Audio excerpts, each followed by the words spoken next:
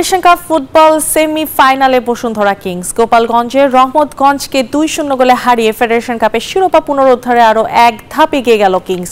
দলের হয়ে গোল দুটি করেন সোহেল রানা ও উদো।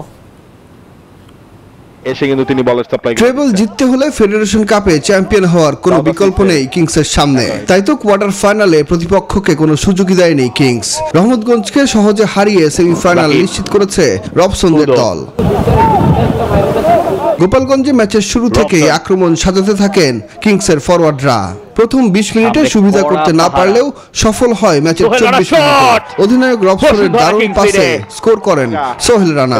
সেই সময়টায় পেনাল্টি প্রথমার্ধের বাকি সময়ে আক্রমণ চালিয়েও লিড বাড়াতে পারেনি কিংস। রহমতগঞ্জ সমতায় ফিরতে পারেনি, ফলে 1-0 গোলের লিড নিয়েই বিরতিতে যায় অস্কার ব্রুজনের শিষ্যরা। গোল করেছেন মিডফিল্ডার সোহেল রানা।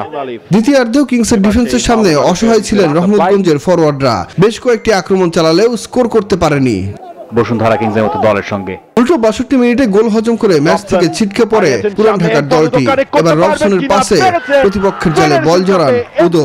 কিংস এগিয়ে যায় 2-0 গোলে, যেটা খুঁজছিল বসুন্ধরা কিংস। বাকি সময় ব্যবধান আর বাড়াতে না পারলেও দুর্দান্ত এক জয় নিয়ে দ্বিতীয় দল হিসেবে সেমিফাইনালে পা রাখে বসুন্ধরা কিংস।